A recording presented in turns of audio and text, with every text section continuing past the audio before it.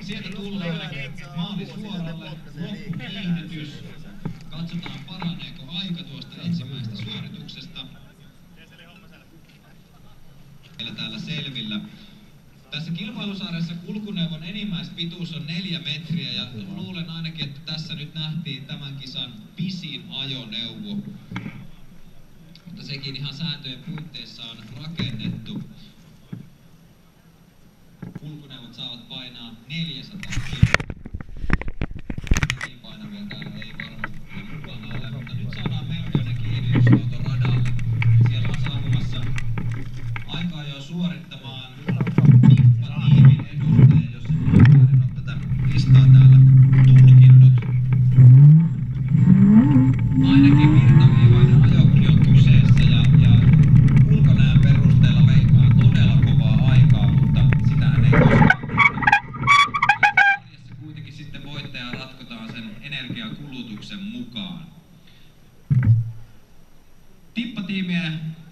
Tiimin ajokkia ohjastaa Sami Kapanen, ei ilmeisesti kuitenkaan se jääkiekkoilija, vaan se toinen Sami Kapanen. Onko Sami valmiina siellä? On. Hyvä. Lähdetään liikenteeseen. Paikoillanne. Valmiit. Aja! Ja näin aamuaiseen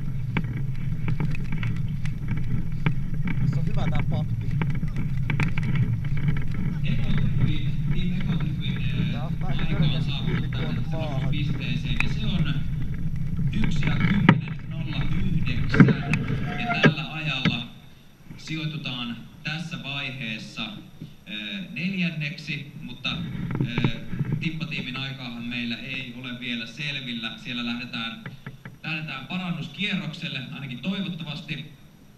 Ja sitten mennään paikoillanne, valmiit, aja!